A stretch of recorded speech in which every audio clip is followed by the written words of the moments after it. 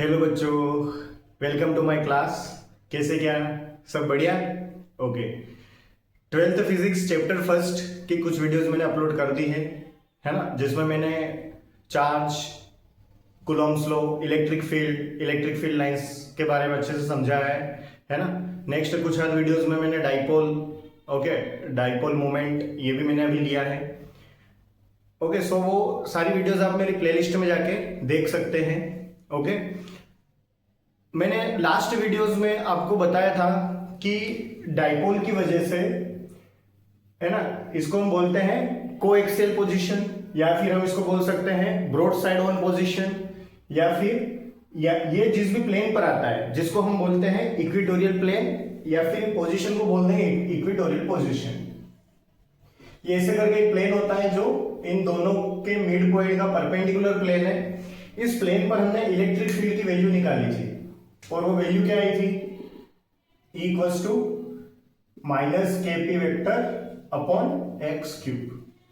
ये हमने वैल्यू निकाली है, जिसमें हमने देखा था क्योंकि यहाँ पर एक्स क्यूब के इनवर्सली प्रोपोर्शनल होता है इलेक्ट्रिक फील्ड, इसलिए इसका जो ग्राफ है वो थोड़ा रैपिडली गिरता है, ये हमने देखा था, है ना। फिर हमने 1 अपॉन एक्स क्यूब के साथ कैसे का ग्राफ बनेगा वो भी हमने देखा था। यहाँ पर जो एंगल बन रहा है, स्लोप जो आ रही है, स्लोप भी हमने देखी थी, है ना। स्लोप यहाँ पर KP होगी, पर अगर माइनस है इसलिए माइनस KP ले लो, तो इसलिए इसका जो ग्राफ था वो नीचे बन रहा था, और नीचे अगर स्लोप अगर आप लेते हो तो वो KP हो जाएगी। ये आप पिछले वीडियोस में देख चुके हैं। और मैंने आपको एक होमवर्क क्वेश्चन दिया था, उम्मीद करता हूं कि आप सबने वो ट्राई किया होगा, है ना। अगर आपका ये क्वेश्चन हो चुका है, आपने देख लिए होंगे आंसर, है ना। अगर आपके आंसर मैच हो रहे हैं तो कोई प्रॉब्लम ही नहीं है, आप कुछ मिनट वीडियो स्किप करके आगे बढ़ सकते हैं। लेकिन जिसको प्रॉब्लम आ रही है, या फिर कोई चाहता है कि नहीं, हो सकता है कि मैं कुछ और अच्छे तरीके से कुछ समझा दूं, और वो देखना चाहता है, तो वो, है ना, कंटिन्यू मेरे साथ देख सकता है ना। ज्यादा ऐसा लगे थोड़ा कि स्लो है तो आप स्पीड बढ़ा सकते हैं, है ना, आपके पास ये ऑप्शंस हैं। सो मैं अब इसको सोल्व करता हूं। फर्स्ट ऑफ ऑल, अगर ये डाइपोल दिख रहा है, बट आपने अगर इसको, है ना, डाइपोल की एक्सियल कोएक्सियल पोजीशन से सोल्व करने की कोशिश की है, तो वहां पर आप गलत होंगे, क्योंकि उसमें, है ना, एक कंडीशंस होती है कि ये जो इनकी के बीच की जो डिस्टेंस है ना, डिस्टेंस बहुत छोटी होती है as compared to this one, है ना। इससे हम कंपेयर करेंगे, यानी वो पॉइंट की जो डिस्टेंस है इनसे और इन दोनों के आपस में जो डिस्टेंस है वो बहुत ज्यादा होती है ना। तो फिर आप वो फॉर्मूला डायरेक्ट यूज नहीं कर पाओगे।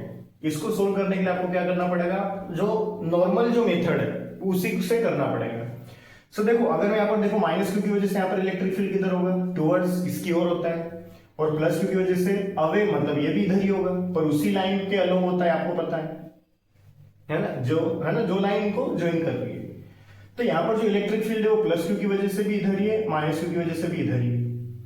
अगर मैं देखता हूं तो अगर यहाँ पे मैं E प्लस क्यू देखूं तो E प्लस क्यू क्या हो जाएगा? KQ अपॉन ये डिस्टेंस कितनी है, अगर ये 1 सेंटीमीटर है टोटल, तो ये कितनी हो जाएगी? 0.5 सेंटीमीटर का स्क्वायर, है ना। सेंटीमीटर है तो 0.5 सेंटी को हटा के क्या लिख सकते हो? -2 और इसका स्क्वायर, है ना। देखो, चेंज करना आना चाहिए आपको यूनिट्स, है ना। ओके, सो नेक्स्ट अगर मैं देखूं तो E माइनस क्यू क्या होगा? KQ upon 0.5 into 10 to the power -2 का होल स्क्वायर, है ना। माइनस नहीं लेंगे हम, क्योंकि हम डायरेक्शन से सोल्व करने वाले हैं। ओके, सो आप देखोगे दोनों ही सेम है, और दोनों की देखो डायरेक्शन भी सेम आ रही है, इसलिए क्या होंगे? दोनों प्लस हो जाएंगे, है ना। डायरेक्शन इधर ही आ रही है दोनों की, तो ये क्या हो जाएंगे? प्लस होंगे। तो प्लस होंगे, जो EA पर जो इलेक्ट्रिक फील्ड होगा वो दोनों का प्लस होगा, तो क्या मैं इसको ऐसे लिख सकता हूं? 2KQ upon 0.5 into 10 to the power -2 का होल स्क्वायर लिख सकते हैं ऐसे, है ना। अब मैं इनकी वैल्यू पुट करता हूं तो 2 इंटू K की वैल्यू होती है 9 इंटू 10 टू द पावर 9, आपको पता है, और Q क्या है? 2 इंटू 10 टू द पावर -6, क्योंकि माइक्रो है, upon 0.5 into 10 to the power -2 का स्क्वायर है, तो मैं इसको अगर स्क्वायर कर लेता हूं तो 0.25 इंटू 10 टू द पावर -4 ये हो जाएगा। तो यहाँ पर ये क्या आ जाएगा? बस इसको सोल्व करना बाकी है, बाकी सब कुछ हो चुका है। -4 उधर जाएगा तो +4, है ना, तो +4 हो जाएगा। -6 + 4 क्या होगा, -2, तो 9 - 2 10⁻7 हो जाएगा, है ना। 9 × 2 8, 9 × 2 8, 8 × 2 16, है ना। तो यहाँ पे हम लिख देंगे 16 अपॉन में क्या है 0.25। अच्छा 0.25 तो ऊपर 4 आ जाएगा, 0.25 को हटाएंगे तो ऊपर क्या आ जाएगा 4। कोई प्रॉब्लम तो नहीं है, देख लो कुछ बचा तो नहीं है। के की वैल्यू मैंने रख दी 9 और क्यू 2 था ना, हाँ 2 ये हो गया, ये स्क्वायर किया तो ये आ गया। ये आपको पता है जब हम पॉइंट हटाएंगे, है ना, मतलब सोल तो क्या ही है, तो ये 4 आ जाता है ना। मतलब अगर आपको लग रहा हो सर मैं आपने डायरेक्ट ही लिख दिया तो वो कैसे, है ना, तो ऐसा नहीं होना चाहिए। क्लियर है, कोई प्रॉब्लम? ओके, सो नेक्स्ट अगर मैं देखूं तो अगर मैं इसको सोल्व करता हूं तो क्या होगा, है ना, 16 × 4 क्या हो जाएगा 64 × 10⁻7। अगर मैं एक पॉइंट इधर लाता हूं तो ये 64 है, तो अगर मैं यहां पर पॉइंट लगाऊंगा तो पावर क्या होती है, इंक्रीज होती है, तो 8 हो जाएगा न्यूटन पर कूलॉम। पता है ना, जब भी पावर लेफ्ट साइड में आए तो ध्यान रखो पावर मतलब सॉरी डेसिमल लेफ्ट साइड में आए तो पावर इंक्रीज होती है, ओके, और जब डेसिमल राइट साइड में जाता है तो पावर डिक्रीज होती है। क्लियर है ना। अच्छा सॉरी, अच्छा मैं अगर बी पर बात करूं अब, है ना, चलो इससे डायरेक्ट बी पर नहीं आते, पहले हम देखते हैं कि भाई प्लस क्यू की वजह से यहां पर क्या होगा, प्लस क्यू की वजह से तो क्या हो जाएगा, क्या मैं यहां पर एक लाइन ड्रॉ करूं, ये 0.5 है ना, ये 0.5 है, ये भी 0.5 है, तो यहां पर अगर E + Q की वजह से देखेंगे तो क्या हो जाएगा KQ/R², यानी कि KQ/ यहां से यहां तक की डिस्टेंस कितनी है ना, √0.5², 0.5², तो क्या मैं इसको ऐसे लिख सकता हूं 2 × 0.25, है ना। थोड़ा डायरेक्ट कर रहा हूं, आप डिस्टेंस आपको पता है पाइथागोरस लगा के आप इसको कर सकते हो, है ना, तो 0.5 का स्क्वायर 0.25 प्लस 0.25, है ना, ऐसे कर लेना। सो E - Q क्या हो जाएगा KQ/, यहां से भी डिस्टेंस सेम है तो ये भी रूट में प्लस होगा तो क्या हो जाएगा 0.50 हो जाएगा, है ना, तो यहां पर भी क्या हो जाएगा 0.50, लेकिन आपको पता है इसमें स्क्वायर आता है तो स्क्वायर आएगा तो इससे कैंसिल। तो अब देखो ये दोनों फिर से मैं आपको बोलूंगा, देखो तो फिर से सेम आ गए, सेम आ गया, और फिर आप देखोगे कि यहां से ये E + Q होगा और इधर -Q होगा, पर इनके जो वर्टिकल कंपोनेंट्स वो एक दूसरे को कैंसिल आउट करेंगे, सेम है सब कुछ, एंगल भी सेम ही बनेगा अभी, है ना, क्योंकि सब ये डिस्टेंस वगैरह सब सेम ही चल रही है, तो यहां पर 2E cos थीटा हो जाएगा। कोई प्रॉब्लम? अच्छा अगर मैं बात करूं इस एंगल की तो देखो ये भी 0.5 है, ये भी 0.5 है, तो ये 0.5 ये 0.5, तो अगर तुम tan लिखोगे तो tan क्या होता है परपेंडिकुलर अपॉन बेस। अगर आपको मान लो ये वाला एंगल निकालना है तो क्या होता है परपेंडिकुलर 0.5 और बेस भी 0.5, तो कट के 1 आएगा मतलब 45 डिग्री, तो इसका मतलब है ना ये 45 डिग्री है तो ये भी 45 डिग्री, ये 45 डिग्री तो ये वाला भी 45 डिग्री, है ना, तो इधर वाला भी 45 डिग्री होगा, है ना, इसको भी आप निकालोगे ये जेड बनेगा ऐसा पूरा कंप्लीट। सो 2E cos है और थीटा की जगह आप क्या लिख दोगे 45 डिग्री cos 45 डिग्री की वैल्यू 1/√2। सो जो E B पर आएगा वो क्या हो जाएगा 2E क्या है KQ/0.25 इंटू cos थीटा की वैल्यू क्या होगी 1/√2, तो √2 अपन नीचे लिख देते हैं और KQ की वैल्यू पुट करते हैं, क्या है 9 × 10⁹ इंटू 2 × 10⁻⁶, ये कट होगा, ये 0.5 से कट होगा तो ऊपर 100 आ जाएगा और इसको 100 से कट करेंगे तो ऊपर एक 2 आ जाता है, ऊपर एक 2 आ जाएगा, है ना, तो इसको मैं हटा देता हूं, अब इतना बच रहा है। अब आपको पता है 1/√2 क्या होता है 0.707, है ना, याद रख लेना 1/√2 क्या होता है 0.7, तो इसको भी मैं हटा के 0.707, तो हम 0.7 है ना 0.7 ही ले लेते हैं, इंटू 2 × 2 क्या हो जाएगा 4 और 9 × 2 क्या हो जाएगा 18 इंटू 10⁹ एंड -6 कितना बचेगा। अच्छा इसमें एक रह गई ना बात, ये क्योंकि ये सेंटीमीटर में है, तो अगर ये सेंटीमीटर में है तो मुझे नीचे क्या करना पड़ेगा, इसी के हिसाब से हो जाएगा, सेंटीमीटर -2 स्क्वायर करेंगे तो, है ना, है ना, ये तो कट हो जाएगा, ठीक है, ये तो डिस्टेंस डायरेक्ट थी, यहाँ पे रूट वगैरह कुछ भी नहीं था, यहीं पे है सिर्फ जो भी है ना, तो ये सेंटीमीटर तो -4 चलेगा स्क्वायर करने पर, -4 वो कट गया तो 10⁻⁴ है ना, यहाँ पे लिख देता हूँ मैं डायरेक्ट अभी, है ना, आप समझ लेना ये सेंटीमीटर में चल रहा है, थोड़ा ध्यान रख लेना, मतलब हो जाएगा। सो और फिर उसका स्क्वायर होगा तो बाहर की साइड है वो सेंटीमीटर, है ना। अब यहाँ पर क्या आएगा, अपॉन क्या हुआ था इसमें, हाँ, अपॉन 10⁻⁴ नीचे, ऊपर जाके +4, तो ये तो 10⁻⁷ बच जाएगी यहाँ पर, तो EB क्या हो जाएगा, 18 4 जा क्या होता है 72, ओके, सो 72 इंटू 7 4 1 50, तो हो जाएगा 5, एक को छोड़ के पॉइंट लगाना है, तो 50.4 इंटू 10⁻⁷। अगर मैं एक पॉइंट इधर लाता हूं तो EB क्या हो जाएगा 5.04, तो इसको मैं 5 ही ले लूं अभी, है ना, तो 7 की जगह क्योंकि पॉइंट इधर आ रहा है तो पावर एक इंक्रीज होती है न्यूटन पर कूलम, ये EB आ गया।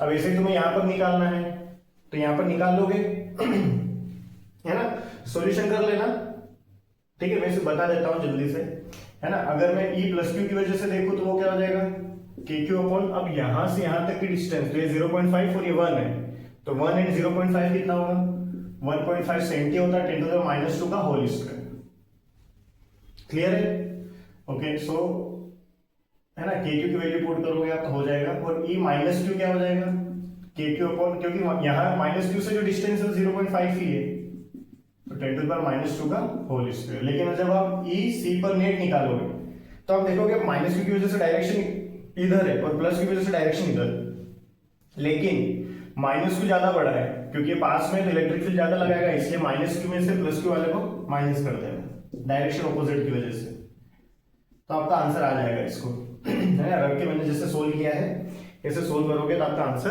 आ जाएगा, है ना, मतलब थोड़ा खुद से कर लो, मुझे तो कुछ नहीं, मैं तो बता दूंगा, फिर वीडियो लंबी होगी, आपको ज्यादा प्रॉब्लम आएगी, है ना, और फिर भी आपको लगता है तो कमेंट कर देना एक बार, मैं समझा दूंगा, क्लियर है, ओके, कोई प्रॉब्लम तो नहीं है, नोट कर लिया सबने, कर लिया है ना, ओके। सो नेक्स्ट अब हम स्टार्ट करते हैं, मैंने आपको एक्सेल पोजीशन बता दिया डाइपोल की, कोएक्सियल बता दिया, अब हम एक देख लेते हैं कि अगर मैं डाइपोल को यूनिफॉर्म इलेक्ट्रिक फील्ड में रखता हूं, है ना, यूनिफॉर्म इलेक्ट्रिक फील्ड है, इसका मतलब क्या है ना, सारी लाइंस कैसी होगी, पैरेलल होगी, तो जब पैरेलल लाइंस हो आप समझ जाना वहां पर इलेक्ट्रिक फील्ड यूनिफॉर्म है, और पैरेलल ना हो कुछ, है ना, कहीं पे कंप्रेस जैसा लगे, कहीं पे थोड़ा दूर दूर लगे, समझ जाना इधर इलेक्ट्रिक फील्ड जहां दूर दूर है वहां कम है, जहां थोड़ा पास पास में इलेक्ट्रिक फील्ड लाइन से वहां पर ज्यादा है ना। यहां पर इलेक्ट्रिक फील्ड है इस डायरेक्शन में, है ना, और हम क्या कर रहे हैं, अंदर एक डाइपोल रख रहे हैं, इनिशियली थीटा एंगल बना के रख रहे हैं, किससे, इलेक्ट्रिक फील्ड से, तो ये -Q है और ये क्या है +Q, तो -Q से +Q किसकी डायरेक्शन होती है, P की, और E इधर है, तो दोनों के बीच में एंगल थीटा, है ना, तो इनिशियली थीटा एंगल बना के हमने उसको रखा है। आपको पता है डाइपोल है तो इसकी जो डिस्टेंस है वो क्या होगी, 2a होगी, है ना, यहाँ पे आप 2a की जगह d डिस्टेंस लेके भी काम कर सकते हो, कोई प्रॉब्लम तो नहीं होगी ना, भाई मैं यहाँ पे 2a की जगह d ले रहा हूं अभी, है ना। देखो अगर मैं यहां पर देखूं, ध्यान से समझना, तो इसमें हो क्या रहा है, आपको पता है नेगेटिव चार्ज पे हमेशा फोर्स इलेक्ट्रिक फील्ड की डायरेक्शन के ऑपोजिट लगता है, तो ऑपोजिट मतलब यहां पे जस्ट ऑपोजिट, यानी कि इधर ही फोर्स लगेगा, और पॉजिटिव चार्ज पे इलेक्ट्रिक फील्ड की डायरेक्शन में फोर्स लगता है, मतलब पॉजिटिव चार्ज पे फोर्स इधर लगेगा, कितना लगेगा, क्योंकि इलेक्ट्रिक फील्ड के अंदर चार्ज रखा है तो F = QE, क्योंकि आपको पता है E क्या होता है, F/Q, तो F Q इधर आ जाएगा, तो F = QE इधर लग रहा है। अच्छा इस पे भी इतना लगेगा, है ना, क्योंकि भाई सिर्फ नेचर ही तो अलग है चार्ज का, बाकी तो सेम है, और माइनस से क्या है कि भाई उसकी डायरेक्शन ऑपोजिट है इसलिए बताएगा, तो डायरेक्शन तो हम बना ही गए ना, कोई प्रॉब्लम ही नहीं है। ओके, सो अब यहाँ पे हो क्या रहा है, अगर आप इन दोनों फोर्स को देखो तो दोनों फोर्स में क्या हो रहा है, एक इधर लग रहा है, एक इधर लग रहा है, पर दोनों का जो अमाउंट है वो सेम है। तो अगर ये हो क्या हो गया, इक्विलिब्रियम में आ गया, इक्विलिब्रियम में आ गया क्योंकि इधर का फोर्स और इधर का फोर्स दोनों इक्वल हो गए। तो यहां पर क्या होता है, इसको हम बोलते हैं इक्विलिब्रियम, है ना। जब किसी ऑब्जेक्ट पर जो टोटल फोर्स है उनका सबका वेक्टर सम क्या हो जाए, 0 हो जाए, है ना। तो अब ये इक्विलिब्रियम में आ गया, इसका मतलब यहां से आगे भी उधर ना उधर जा सकता है, ना ही यहां से इधर आ सकता है। तो इसको हम क्या बोलते हैं, यहां पर ये ट्रांसलेटरी मोशन नहीं करेगा। कौन सा मोशन है ना, ट्रांसलेटरी मोशन नहीं करेगा, ये नहीं होगा, है ना। अच्छा, अगर फिर भी बोलो ट्रांसलेटरी मोशन ये कब करता, मतलब यहां से मूव कैसे करता डाइपोल, अगर अंदर रखा और ये पूरा पूरा मूव करके आगे जाए, वो कब हो सकता, कि जब कोई एक साइड का फोर्स बड़ा निकल जाए, कोई भी एक साइड का फोर्स, है ना। अगर इधर का बड़ा होगा फोर्स उधर वाला तो ये उधर चला जाएगा, इधर का बड़ा होगा फोर्स तो ये इधर चला जाएगा, है ना। जिधर का फोर्स बड़ा, अब फिर बोलो सर बड़ा कैसे हो सकता है, तो देखो चार्ज में तो आप कुछ भी नहीं कर पाओगे, क्योंकि देखो फोर्स किस पे डिपेंड कर रहा है, क्यू और ई पे, है ना। तो बड़ा या तो क्यू से हो सकता है फोर्स या ई से, तो चार्ज तो दोनों का सेम ही रहे क्योंकि वो डाइपोल है ना। डाइपोल का चार्ज थोड़ी बदल सकते हैं आप, अलग अलग कर दोगे, है ना। जैसे कोई हलवा थोड़ी है कैसे बदल दोगे, वो तो डाइपोल है, डाइपोल तो नहीं बदल सकते चार्ज। तो फिर इलेक्ट्रिक फील्ड पर डिपेंड करता है। ये तब हो सकता है कि जब इलेक्ट्रिक फील्ड नॉन यूनिफॉर्म हो, एक जैसी ना हो, मतलब इधर इलेक्ट्रिक फील्ड कम है, मतलब ऐसा कुछ, और आपने यहां पर ये रख दिया ये माइनस क्यू प्लस, तो यहां पर जो इलेक्ट्रिक फील्ड है वो क्या है, ज्यादा है, यहां पर इलेक्ट्रिक फील्ड क्या है, कम है। तो ऐसी कंडीशन में जब इलेक्ट्रिक फील्ड ज्यादा ई ज्यादा है तो यहां पर ई ज्यादा है, तो ये फोर्स बढ़ जाएगा, और ये ई कम है तो यहां पर फोर्स कम हो जाएगा, इसलिए ये क्या करेगा, ऐसा कैसा आगे मूव करेगा, आगे ऐसा कैसा। नेक्स्ट थिंग, लेकिन अभी हम ये केस नहीं देख रहे हैं, है ना। आपके अगर बोर्ड में ऐसे कुछ क्वेश्चन आता है कि है ना नॉन यूनिफॉर्म होगा तो क्या होगा, तो ट्रांसलेटरी मोशन होने लग जाता है, बस इतना ध्यान रखना। सो मैं इसको अभी हटा के देखता हूं कि फिर क्या हो रहा है यहां पर। अब हम इस पर ही बात करते हैं, है ना, कि इलेक्ट्रिक फील्ड पूरा यूनिफॉर्म है, तो यूनिफॉर्म इलेक्ट्रिक फील्ड है तो ट्रांसलेटरी मोशन तो नहीं होना है। तो फिर क्या होगा, फिर आप एक चीज और देख पा रहे हो कि ये जो फोर्स है इनकी देखो लाइन ऑफ फोर्स एकदम अलग अलग जाएगी, देखो मतलब जिस डायरेक्शन फोर्स लग रहा है ना उसी लाइन को ऐसे बढ़ाओ, प्रोड्यूस करो। इसमें भी देखो दोनों का जो लाइन ऑफ फोर्स है, लाइन ऑफ फोर्स वो क्या है, डिफरेंट है। और लाइन ऑफ फोर्स का डिफरेंट होने का मतलब ये है कि ऑब्जेक्ट भले वहां से मूव करके आगे नहीं बढ़े कहीं, बट वो रोटेट कर सकता है, मतलब यहां पर डाइपोल का रोटेशनल मोशन आने लग जाएगा। रोटेशन मतलब वो घूमने लग जाएगा। अब घूमने लग जाएगा तो क्या होगा, है ना देखो क्या होगा, है ना, एक ये वाला चार्ज है ना, एक इधर चार्ज है, देखना एक इधर चार्ज है एक इधर चार्ज है, ये ऐसे। अब क्या हो रहा है, एक पे इधर फोर्स लग रहा है एक पे इधर फोर्स लग रहा है, क्या होगा, जैसे खींचेंगे जोर से तो ये ऐसे होगा, क्या हुआ, खींचा उसको ये ऐसे, तो ये ऐसे आने की कोशिश करेंगे, दोनों एक ही लाइन में आ जाए, है ना। पूरी उनकी टेंडेंसी क्या बनेगी, वो भी अलग अलग लाइन में ऐसे, जैसे खींचेंगे तो ये क्या कोशिश करेंगे कि हम एक ही लाइन में आ जाए। तो इसकी वजह से क्या होता है, वो डाइपोल घूम जाता है, डाइपोल घूमता है, रोटेशनल मोशन होने लग जाता है। और रोटेशनल मोशन होना तो फिर वहां पर रोटेशनल मोशन करवाता कौन है, एक फोर्स होता है ना, जो लगने पर ऑब्जेक्ट क्या होता है, रोटेशनल मोशन करने लग जाता है। इसको हम क्या बोलते हैं, टॉर्क, है ना। लेकिन अगर दो फोर्स सेम अमाउंट के दो फोर्स, जैसे यहां पर हो रहा है क्यू सेम है, अगर सेम अमाउंट के दो फोर्स ऑपोजिट डायरेक्शन में लगे और उनकी लाइन ऑफ फोर्स, एक की लाइन ऑफ फोर्स इधर है एक की लाइन ऑफ फोर्स इधर हो, डिफरेंट हो, तो क्या होता है, इस ऐसे फोर्स को हम बोलते हैं कपल। क्या बोलेंगे, कपल। या फिर कई बार इसको ऐसे बोल सकते हैं कि टॉर्क ऑफ कपल, ऐसे भी बोल सकते हैं। ओके, सो यहां पर कपल लगने लग गया है, टॉर्क लगने लग गया है। अब आपसे मैं पूछूं कि यहां पर टॉर्क जो है ये कैसा होगा, सो टॉर्क का फॉर्मूला होता है फोर्स इनटू परपेंडिकुलर डिस्टेंस, है ना। तो देखो बहुत आसान तरीके से मैं आपको बताता हूं कि परपेंडिकुलर डिस्टेंस लेना है, मतलब क्या होगा, ये एंगल थीटा है, मैं इसको इधर थोड़ा आगे बढ़ाऊं, इसको यहां से नीचे ले आऊं, तो देखो दोनों फोर्स के बीच में कौन सी चाहिए आपको डिस्टेंस, परपेंडिकुलर, मतलब ये वाली डिस्टेंस चाहिए आपको। तो ये मैं कैसे निकालूंगा, आपको पता है ये डिस्टेंस क्या है, डी है ना, मैंने 2a की जगह भी डी ले लिया क्योंकि डी लेना आसान है अपने लिए।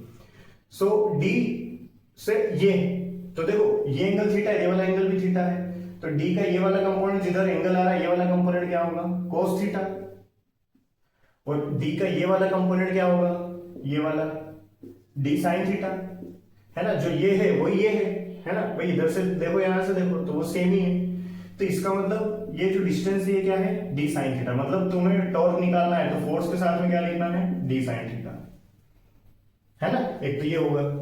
दूसरा सिस्टम ये है कि यार आप क्या करते हो कि जो टॉर्क लिखते हो उसमें फोर्स और आर के साथ में क्या लगाते हो, क्रॉस, और आपको पता है दोनों का क्या होना है, क्रॉस प्रोडक्ट होना है, और क्रॉस प्रोडक्ट जब भी होता है तो आपको पता है क्या होता है, दोनों का मैग्नीट्यूड और साथ में साइन थीटा, और थीटा क्या है, angle between force and distance, तो फोर्स और ये डिस्टेंस है ना, यहां से डिस्टेंस, ये यहां से डिस्टेंस, तो डिस्टेंस के बीच में एंगल कितना है, थीटा, तो आप डायरेक्ट लिख सकते हो क्रॉस हटा के साइन थीटा, ऐसा करते ही हम, है ना, क्रॉस होता है, क्रॉस हटा के क्या लिख देते हैं, साइन थीटा, तो वो परपेंडिकुलर डिस्टेंस ही आ जाती है, डायरेक्ट भी हो सकता है। सो टॉर्क क्या हो जाएगा, एफ कितना है, क्यू, आर यानी डिस्टेंस, तो ये डिस्टेंस कितनी है दोनों की, डी और साइन थीटा, है ना, देखो डी साइन थीटा पूरी क्या हो गई, परपेंडिकुलर डिस्टेंस, जो हमने यहां पर भी निकाली थी, है ना। सो टॉर्क क्या हो गया, q into d e sine theta, so यहाँ पे टॉर्क क्या हो गया, क्यू डी क्या होता है, तो हमें पता है पी इक्वल टू क्या होता था, क्यू इंटू टू ए क्या थे, दोनों के बीच की डिस्टेंस, यहाँ पे दोनों के बीच की डिस्टेंस क्या है, डी, तो 2a की जगह मैं क्या लिख सकता हूँ, डी, तो क्यू डी क्या हो गया, पी, तो क्यू डी की जगह मैंने लिख दिया पी ई साइन थीटा। अगर आप यहां से वापस से साइन थीटा को हटाओगे और टॉर्क लिखोगे तो क्या लिख दोगे, पी क्रॉस ई, और आपको एक बात पता है कि P क्रॉस E बराबर नहीं होता है E क्रॉस P के, है ना, तो बिल्कुल आपको P क्रॉस E ही लिखना पड़ेगा, दूसरा नहीं लिख सकते। अच्छा P क्रॉस E ही क्यों, सर हम यहाँ पर E क्रॉस P क्यों नहीं लिख सकते, है ना, क्योंकि इससे ये लिखने में तुम्हें अगर यहीं पे आगे ही लिख दो पीछे P लिख दो तो आप तो फिर E क्रॉस P लिख दोगे, तो फिर सर आपने P क्रॉस E ही क्यों लिखा, तो मैंने इसलिए लिखा, समझना डायरेक्शन की वजह से, डायरेक्शन कैसे, अच्छा ये देखो, ये अगर इधर फोर्स लग रहा है इधर लग रहा है, ये कैसे घूमेगा, ऐसे, है ना, ये इधर लग रहा है तो ये ऐसे घूमेगा, ये ऐसे घूमेगा, तो इसके ऐसे घूमने से इसकी डायरेक्शन किधर होगी, आपको पता है जब भी कोई रोटेट करेगा तो उसकी डायरेक्शन हमेशा उसके प्लेन के परपेंडिकुलर होती है, तो ये घूम रहा है इस प्लेन पे, मतलब हमारे बोर्ड के प्लेन पे, तो इसके घूमने की वजह से इसकी जो डायरेक्शन आएगी वो डायरेक्शन किधर आएगी, अंदर, है ना, इसकी जो टॉर्क की जो डायरेक्शन है भाई, टॉर्क की डायरेक्शन हमेशा जैसे घूमता है ना, वो जैसे घूमता है उसकी परपेंडिकुलर डायरेक्शन होती है हमेशा, हमेशा वो ऐसे घूम रहा है ना तो उसकी परपेंडिकुलर डायरेक्शन, तो परपेंडिकुलर डायरेक्शन होगी। सो अब मैं बात कर रहा हूं तो ये घूम रहा है, इसकी परपेंडिकुलर डायरेक्शन होनी चाहिए, है ना, तो देखिए ऐसे घूम रहा है तो उंगलियों को उसके जैसे घुमाओ, तो थंब किधर जा रहा है, अंदर, सीधे हाथ से उंगलियों को इसके जैसे घुमाओ, ये ऐसे घूम रहा है तो ऐसे घुमाओ, थंब अंदर जा रहा है, तो अंदर है तो मतलब मुझे ऐसा लेना है इन दोनों को कि इनकी वजह से भी अंदर ही डायरेक्शन निकल के है, अगर उल्टा कर दोगे तो दिक्कत होगी। कैसे, P, तो देखो P माइनस क्यू से प्लस क्यू, मतलब P ऊपर जा रहा है, क्या P इधर जा रहा है, देख पा रहे हो, माइनस क्यू से प्लस क्यू से ऊपर, क्या E इधर जा रहा है हॉरिजॉन्टल में एकदम, ये तो दिख ही रहा है हमें, दोनों के बीच में एंगल थीटा है, तो देखो P से E की तरफ फिंगर को लाओ, P से E, देखो P से E आगे जो लिखा है वहां से इधर लाना है, P से E, ऐसे करोगे तो E से P हो जाएगा, है ना, ऐसा E से P, तो उल्टा हो गया तो थंब बाहर आ रहा है, थंब क्योंकि इसके रोटेशन की वजह से थंब अंदर आना था, है ना, आया था, तो यहां पर भी थंब अंदर आना चाहिए, तो P से E आऊंगा ना मैं, P से E, तब थंब अंदर आएगा, तो इसलिए मुझे P क्रॉस E लिखना है, ना ही कि E क्रॉस P, है ना, ध्यान रखना है। तो अगर आप E क्रॉस P लिखना चाहते हो तो नहीं सर हम तो वही लिखेंगे, हम आपकी बात नहीं मानेंगे, आप तो ऐसा कैसे हमें ऐसा बोल सकते हो, तो कोई दिक्कत नहीं बेटा, आप वो कर सकते हो, कैसे, आगे माइनस लगा दो, क्या प्रॉब्लम है, ठीक है, हम आपकी बात मान लेंगे, बस उसमें माइनस लगा दो आगे, कोई प्रॉब्लम नहीं है, क्लियर है ना, ओके। सो नेक्स्ट हम देखते हैं, यहां पर है ना कंडीशंस होती है, क्या क्या कंडीशन है उसमें हम केस बनाते हैं। केस फर्स्ट है कि थीटा आपका काम कैसा हो, 0 डिग्री पे। थीटा 0 डिग्री, इसका मतलब क्या हो गया, P और E के बीच में एंगल 0 डिग्री, मतलब जिधर E है उधर ही क्या हो जाए, P, है ना भाई। E इधर है तो P भी इधर ही आ जाए, दोनों सेम आ जाए। तो ऐसी कंडीशन में क्या इस पर कोई फोर्स लगेगा, सोचो थोड़ा। ये इधर खींच रहा है, ये इधर खींच रहा है, तो कोई टॉर्क होगा क्या, क्योंकि टॉर्क के लिए क्या होना जरूरी है, दोनों की लाइन ऑफ फोर्स अलग। लेकिन यहाँ पे देखो मैं इसे खींचूंगा तो एक ही लाइन हो गई ना, पूरी एक ही लाइन हो गई। तो इस पर इस टाइम में कोई टॉर्क लगेगा क्या, नहीं। उसके लिए ऐसा होता, ऐसा, तो फिर दोनों खींचते खींचते भी आता। तो ये होता, देखो ये इसकी लाइन अलग, इसकी लाइन अलग, तो अब ये खींच के ऐसा आ गया, है ना। तो यहां पर क्या हो जाएगा, थीटा इक्वल्स टू 0 डिग्री। तो इसी कंडीशन में टॉर्क क्या हो जाएगा, torque equals to P sine 0 degree, है ना। पी साइन थीटा है ना, तो थीटा वही पी और ई के बीच का एंगल, तो 0 डिग्री, तो साइन 0 डिग्री 0 होता है, इसलिए 0।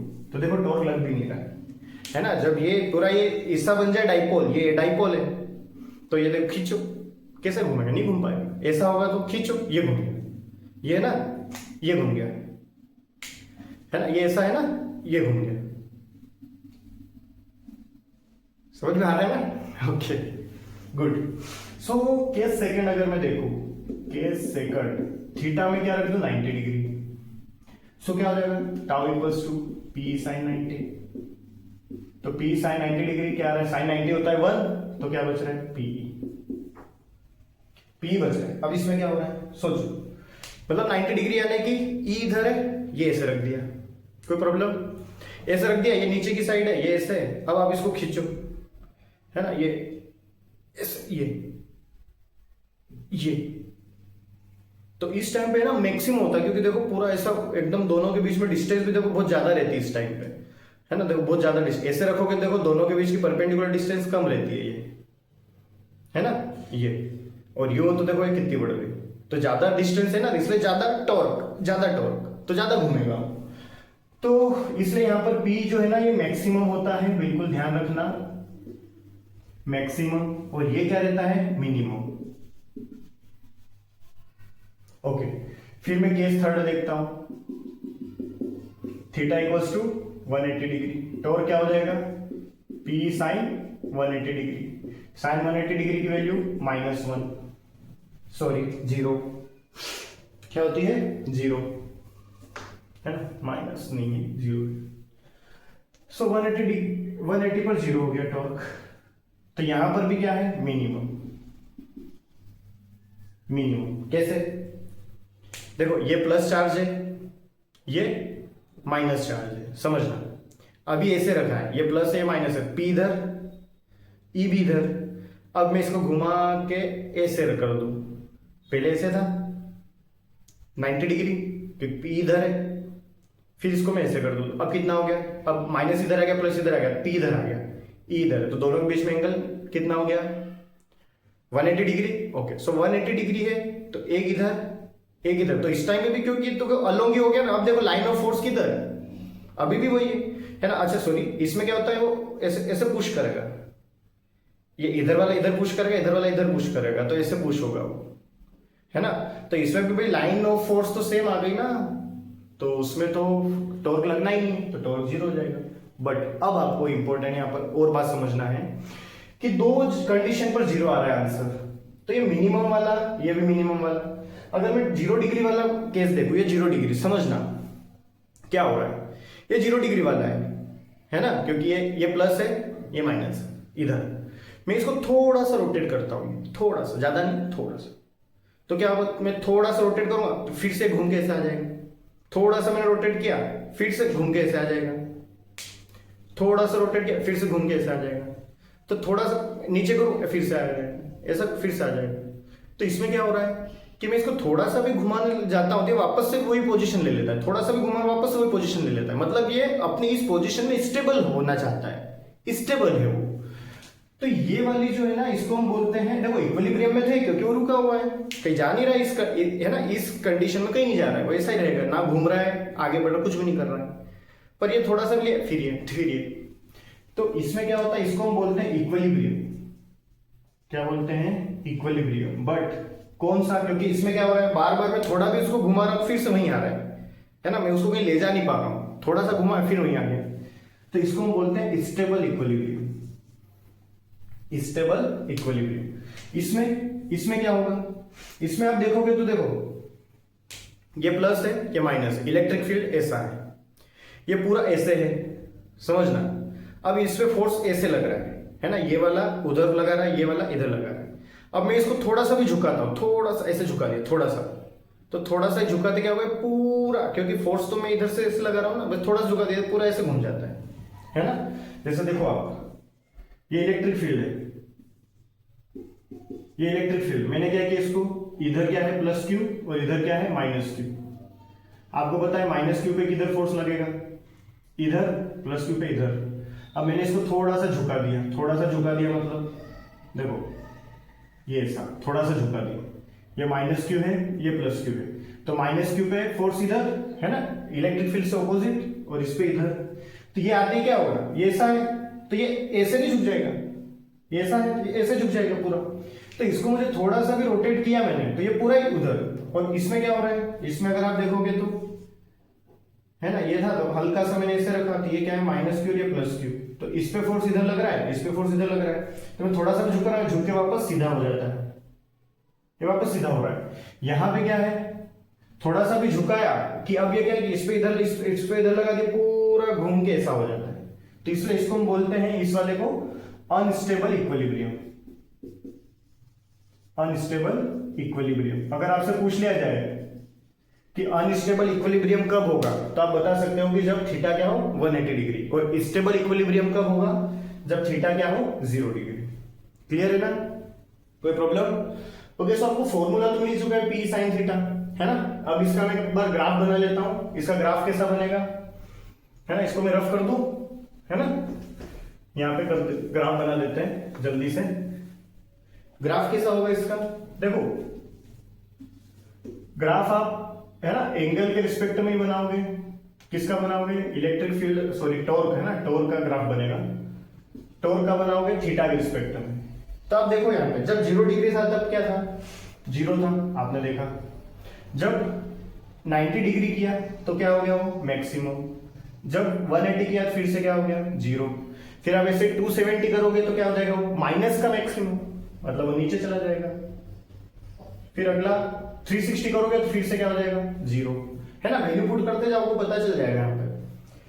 तो ये ग्राफ, और फिर देखो अब इसको देखो tau equals to P sine theta, ये जो ग्राफ है ना मतलब यहाँ पे ग्राफ में क्या आ रहा है, फॉर्मूले में क्या आ रहा है साइन थीटा, तो साइन का ग्राफ कैसा होता है ऐसा ही बनाना, ऐसे स्ट्रेट यू यू ऐसा मत बना देना, है ना। सो साइन का ये ऐसे चलता है, हाँ चलो ठीक है, इसको मैं सही कर दूंगा, ये ऐसा है ना, ज्यादा सर्कुलर हो गया, ठीक है, देख लेना एक बार उसको, मतलब साइन जैसा बनाना है, बाकी आप समझ गए हैं। तो ऐसा ग्राफ है, बाकी ऐसा चलता रहेगा। क्लियर है, ये जो है ये क्या है मैक्सिमम है 90 डिग्री पे, है ना, ये 180 मतलब पाई, यहाँ पे 3π/2, ये 2π, ये π/2, ये 0, ये और मैक्सिमम कितना है p, और इधर ये कितना है, ये भी p, पर नेगेटिव है, नेगेटिव एक्सिस। क्लियर है, ये इसका ग्राफ है, कोई प्रॉब्लम? ओके, सो कल के लिए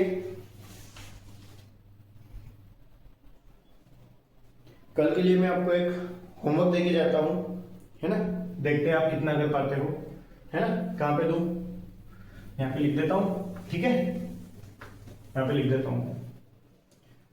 क्या है हमारे पास 2, है ना, 2,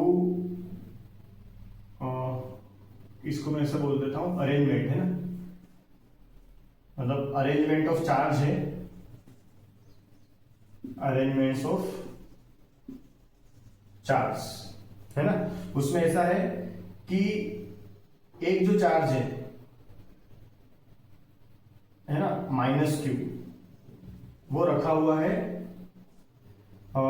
ये रखा हुआ है 0 0 0 पर, और एक चार्ज है इसी का प्लस क्यू, वो कहाँ रखा हुआ है, इसको मैं ए लूंगा, 2a है ना, 2a, 0, 0। एक ही अरेंजमेंट है ना, फर्स्ट अरेंजमेंट। एक और सेकेंड अरेंजमेंट है। सेकेंड अरेंजमेंट क्या है कि जो माइनस क्यू चार्ज है वो रखा हुआ है 0, माइनस यहाँ पर लिया है -2q ले लेंगे अपन, तो माइनस कोमा a, 0 पर। और दूसरा जो है वो कहा है प्लस का 2q जो है वो रखा हुआ है 0, 2a, 0 पर। ऐसे चार्ज का अरेंजमेंट, मतलब एक फर्स्ट अरेंजमेंट ऐसे दिया है और सेकेंड ऐसे, पूरा एक ही सिस्टम है ना, पूरा एक ही ग्राफ पे बनाना है। और इसकी वजह से और इसकी वजह से, दोनों की वजह से क्या बनेगा, डाइपोल बनेगा। तो आपको इसका एक इलेक्ट्रिक डाइपोल बनेगा, इसका एक इलेक्ट्रिक डाइपोल बनेगा, दोनों का।